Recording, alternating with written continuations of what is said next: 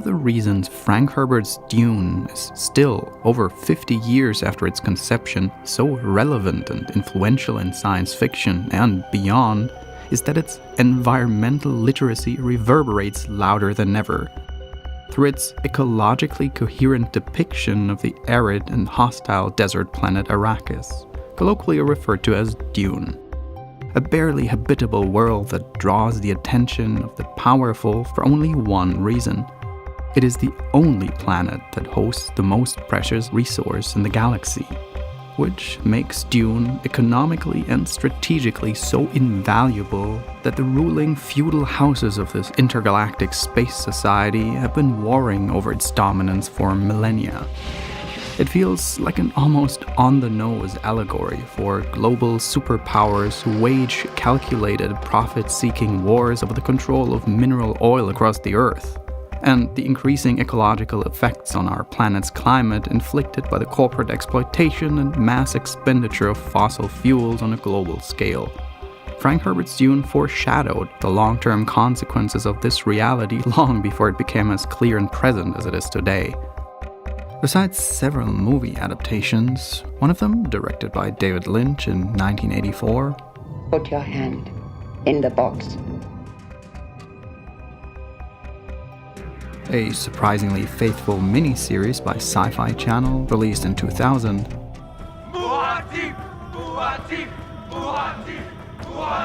and an upcoming new movie adaptation by Denis Villeneuve, who directed Sicario, Arrival, and Blade Runner 2049, there have also been a handful of surprisingly good video game adaptations.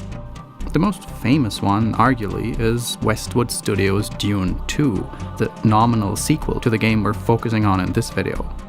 Dune 2 was an incredibly compact and engaging strategy game that went on to become the historic progenitor of the modern real-time strategy genre. Even though it was not the first strategy game to play out in real time, Dune 2 brought a revolutionary game design blueprint to the table that, up until today, can be found in the DNA of every major real-time strategy title to succeed it, such as Command & Conquer, Warcraft, and StarCraft. And yes, evolutionarily, there probably wouldn't be a League of Legends today if it weren't for Westwood's Dune 2. It created an archetype. But in the shadow of this highly influential forefather of strategy game history slumbers an almost forgotten adaptation of Frank Herbert's Dune that's far more faithful to the source material and that's often critically overlooked in its wake. Dune, to avoid ambiguity often called Dune 1, was developed independently from Westwood's famous sequel by the French developer Cryo Interactive. It came out in 1992 for the Amiga 500 and MS-DOS, and for Sega Mega CD in 1993, and I think it's in many ways the far more fascinating game. To me, Dune is one of the most uniquely unconventional video games, and at the same time one of the most fascinating novel adaptations I've ever come across, which is also why it's always been one of my favorite forgotten gems.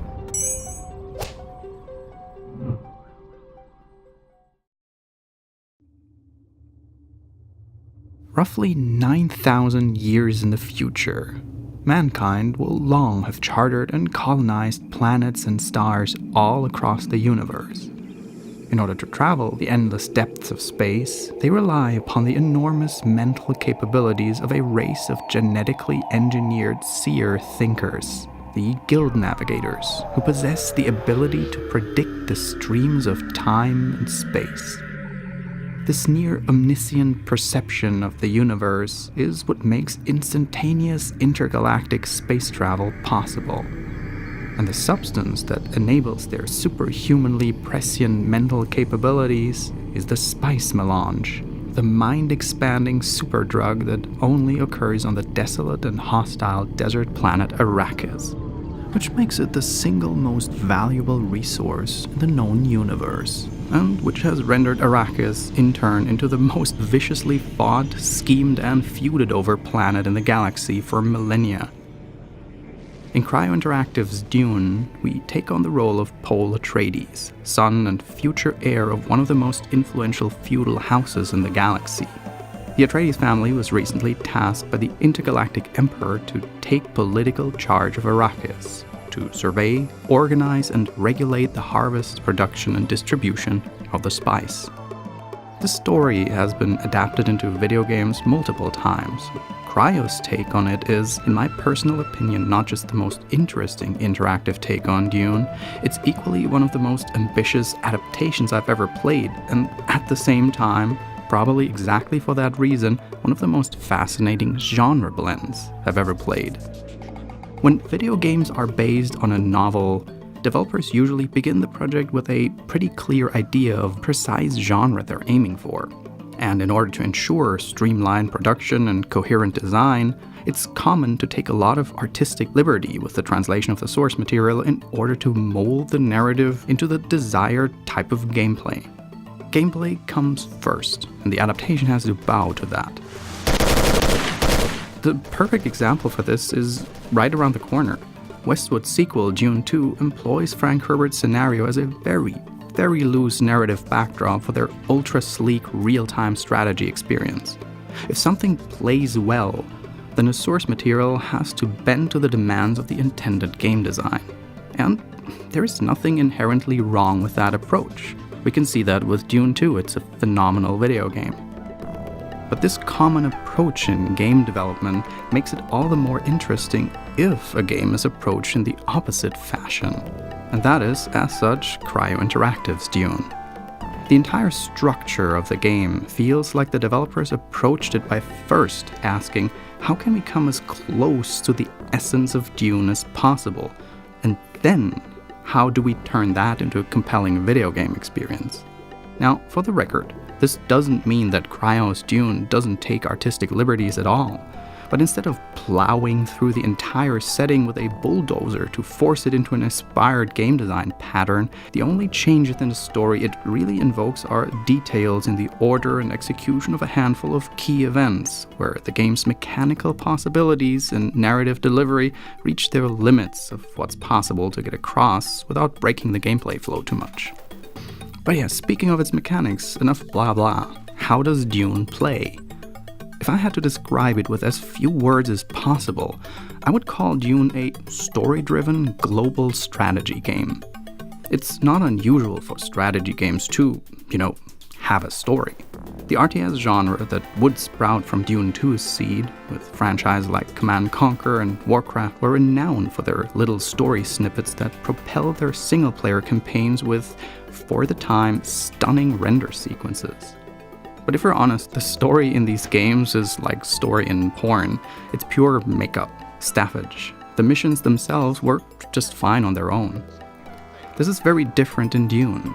Most commonly, this game is described as an adventure game with strategy elements, or a strategy game with adventure elements, however you like it. The important point is that both parts are vital cogs in the machinery. In the first half hour of the game, you, in the role of Paul Atreides, pretty much exclusively walk through your family's newly occupied palace on Arrakis and talk with people. You walk through hand-drawn, partially animated backgrounds in a mist-like fashion and click hotspots, or alternatively cardinal direction arrows, to move from screen to screen. Objects of interest, which are mostly persons, you interact with just by clicking them, or via a handy context menu that lists all available options on the screen you're on, which prevents getting stuck because of this age-old adventure game sin of pixel hunting. Yeah, that won't happen in this game. Now, the story does pan out a little bit differently than in a novel. I stayed here to mourn for my husband, Jameis. He died during a fight with a young man.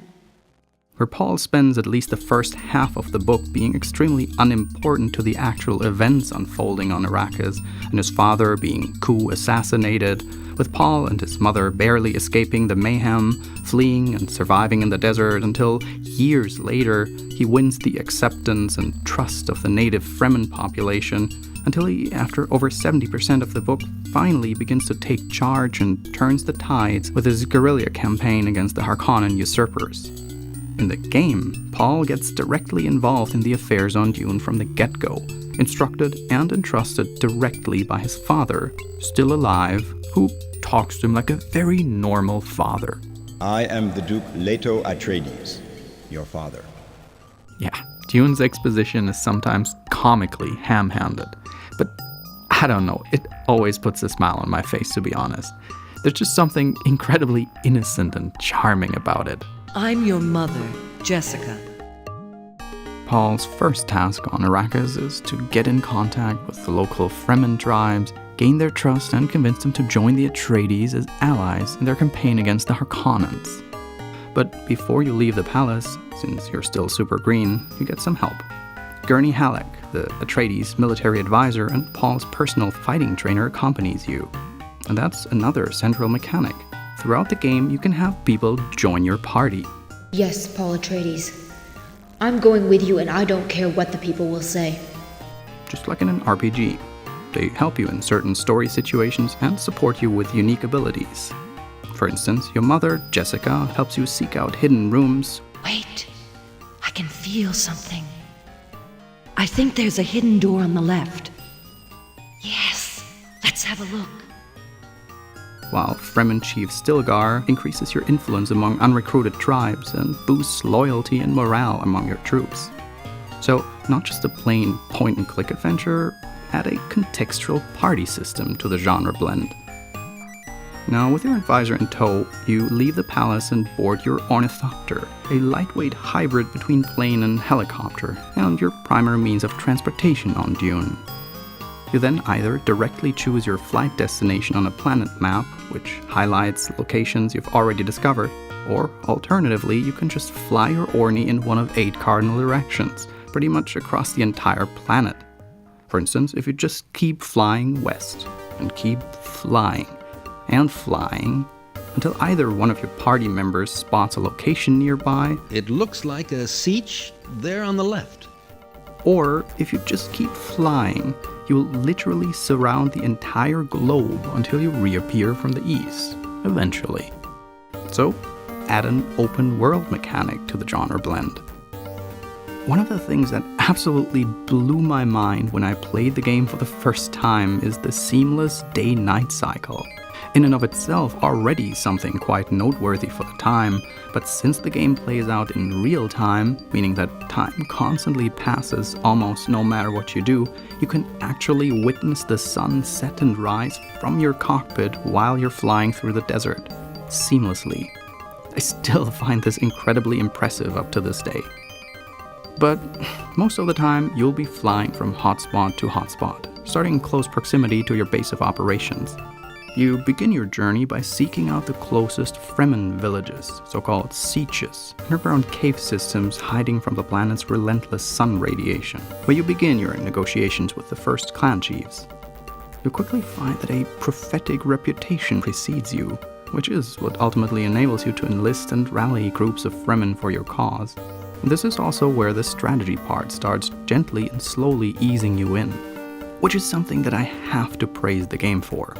For a strategy game of its time, it is incredibly well and organically tutorialized. The game uses its mixture of narrative adventure and strategy game to ease you into its gameplay without you ever having the feeling of sitting through an actual tutorial. It has a very natural progression that pulls you along and more shifts your occupation from visual novel protagonist towards field commander without it ever feeling shoehorned. Up to this day, Dune feels incredibly accessible and intuitive to pick up. But back to the desert. Once a Fremen group joins your ranks, you have the option to assign them to one of 3 occupations: spice harvest, military, and ecology. In the beginning, you'll strongly focus on spice harvest, sending the Fremen out into the desert to collect and deliver spice, the game's currency, to your central reservoir. Each troop gains experience over time and becomes increasingly efficient in their occupation so that the harvest will yield more and more over time. But you also have the quite important option of furnishing your troops with useful equipment, like spice harvester vehicles and ornithopters, which drastically increases their efficiency and productivity. All of this, especially in the beginning, you have to do by flying to your troops on location and delegate your orders in person. Until a later point in the game, when Paul achieves telepathic abilities from his exposure to the spice, you have no means of communicating with your troops over the distance, so tasks that would usually be done with a few simple clicks in most strategy games quickly become logistic endeavors. But there's more to the story than peaceful spice harvest, right? There's still the evil Harkonnens competing with you for domination of the planet. So while you're gradually discovering the vast array of sieges and tribes across Dune and seek out the support of the legendary Fremen chieftain Stilgar, who joins your party in the hopes of unifying the scattered clans under one banner, your adversaries eventually make a move on you and capture some of your troops without warning, throwing you the glove. These Fremen of yours, they're just a bunch of punks. Did you intend to frighten the great Harkonnens with them? You haven't a chance. You will soon die. The challenge is on. So you start occupational retraining measures for your troops and specialize new recruits increasingly in military. Just like the Harvesters, your combat troops begin as inexperienced rookies who will drop like flies if you send them straight into battle. So the best thing to do is to train them. You even have the option of leaving Gurney, your personal trainer, with them on location so he can coach them to become fierce and deadly. Good. I'm going to try to teach these Fremen the handling of arms. And you'll also be on the lookout for ever-improving weaponry to equip them with. Oh my god, atomics. So yeah, individual units that each have their independent inventory and experience pool. Add a Master of Magic-like RPG light element to the genre blend. The most enjoyable part about Dune to me is that, even though there are so many different mechanics in place, they all work surprisingly well together in tandem. You will be equally busy keeping your troops organized and focused. They even become a little bit pissy when you abandon them for too long. It's been days since we've heard from you. Managing your military and economic campaign, exploring and conquering new territory, while at the same time making sure that the Emperor's recurring spice taxes are met every other day, because if you don't satisfy the big chief, he's gonna send his kill squad for you. At the same time, you'll actively partake in the plot unfolding almost in visual novel style, with twists and turns around every corner. I don't want to spoil too much, but you can say that even though minor events from the novel are sometimes restructured and altered, I'm still quite impressed how Cryo managed to pretty much include every important cornerstone of the novel's story and let it unfold in this extremely unconventional video game corset. I believe the main reason for that is that the developers really cared about the philosophical foundation of Herbert's novel. For instance, even though it's probably the least pronounced and fleshed out aspect of the strategy gameplay, there's still a third arc of occupation you can specialize your troops in. And that's a testament to how seriously the developers have taken the novel's ecological message. While the main goal of the Atreides campaign is to reclaim the domination over Arrakis by force, the Fremen tribes themselves have been saving up the planet's precious and sparse resources for generations in their ultimate goal to transform the inhospitable desert back into lush, green, fertile lands. Collecting crops and amassing gigantic water-of-life pools by trapping atmospheric moisture in wind drafts, all of this for the prophesied goal of terraforming Dune. And while in the original novel, this dream is only a spark of hope for a possible future of the planet, in this game you can actually start the terraforming process of the planet. You specialize your troops in ecology and assign them to build wind traps and grow plants across the planet's barren surface. Great. That's a job that will definitely motivate my men.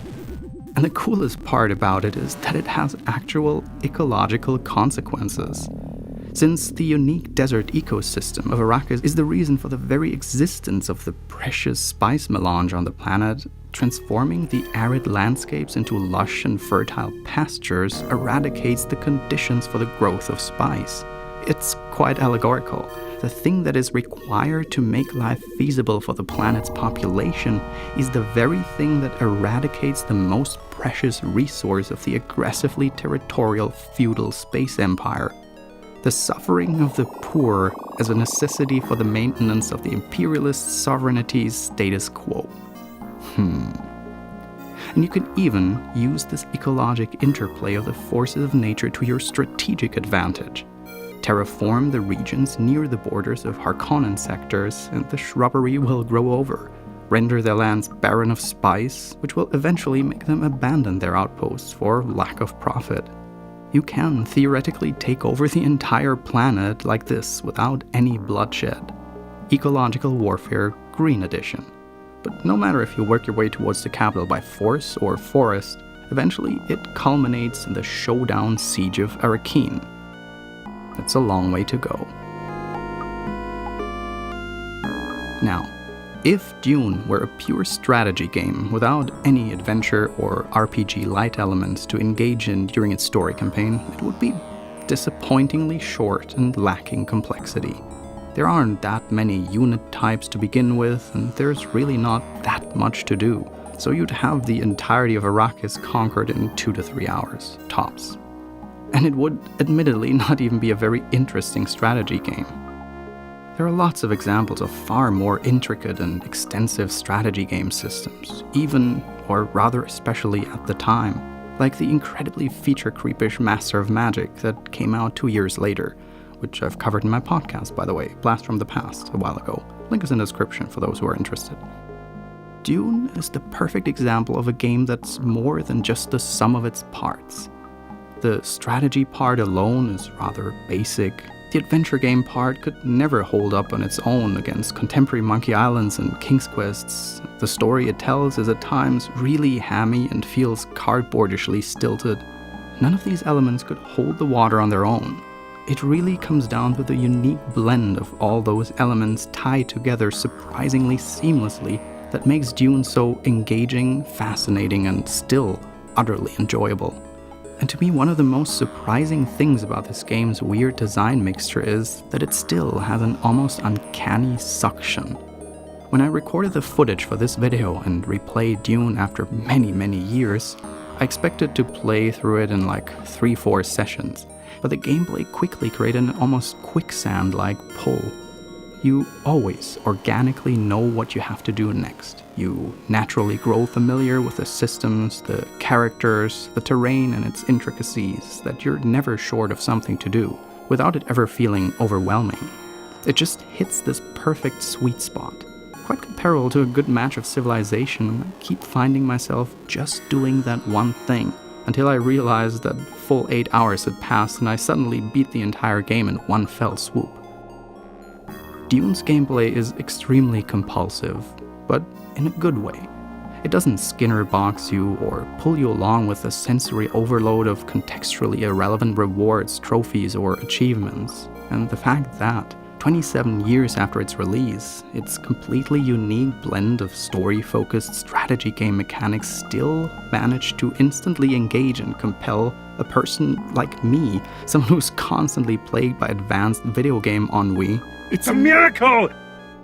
And it makes me kind of sad that this formula has really never been turned into more video games after this. The closest comparison that comes to mind is Giant's Citizen Kabuto, which I covered in a previous episode of Forgotten Gems, when it blends its frantic, fast-paced action shooter gameplay with real-time strategy elements. But yeah, it's a shooter. That's as close as it gets. Add to this gigantic pile the sad reality that this sometimes overly hammy video game interpretation of Dune is, to me personally, up until today, still the most interesting adaptation of Frank Herbert's novel, and it won't come as a surprise that I chose to highlight it in this video essay. And why I hope that with this video, I could make Cryo Interactive's Dune a little less of a forgotten gem. Thank you so much for watching. I hope you enjoyed this little excursion into video game oblivion. If you'd like to play Cryo Interactive's Dune these days, I would personally recommend aiming for the MS-DOS CD version, since it is the most feature-rich and polished rendition of the game. I provided a short instruction in a Google Doc on how to get it running. You can find the link in the description. This channel is funded by the generous support of my patrons. If you'd like to help out as well, follow the link in the description or click the card in the top right to hop over to my Patreon. This month, a special thank you goes out to Thwagam, Adam Cross, Liam Jones, Lucas, Jin Hansen, James Lynch, Caspar Rahm, Sean Quigley, Roman Vasenmüller, Dimitar Slatkov, Mr. Bergadon, Nick Lazelle, Brian F., Amna Al-Ali, Cameron Richter, Cholek, Michael Grillo, Haley, Matt Davis, Michael Spina IV, Dennis Pfefferkorn, David Nadeau, Chris, Arts Asphyxia, Martin Schmidt, Ryan, Gehennas, Quentin Prodhomme, Evan Tekre, Adriel Garcia, David Zelenak, Siri Agneth Eliasson, Micha Nestla, Agustin Ortega, Zach Plord, Carlos Bellari, Jacob Ramsey, Nicolas Rosa Puig, Dominique Bako, Nolani Talamoni, Mura Casardes, Andrei Kriakoshin, Asel Markusen, Nathan DeGrand, Malim, Max Herbert, Pascal Fähling, Adam Burr, Maxwell Brown, Chuck Taylor, Jacob Woodward, Vladimir Baciu, Milchfett, Dumko, Alex Zelma, Dace Enix, Heraklit, Zero Anonymity, Karl Jura, and Lord Inquisitor. Until next time, ta-ta!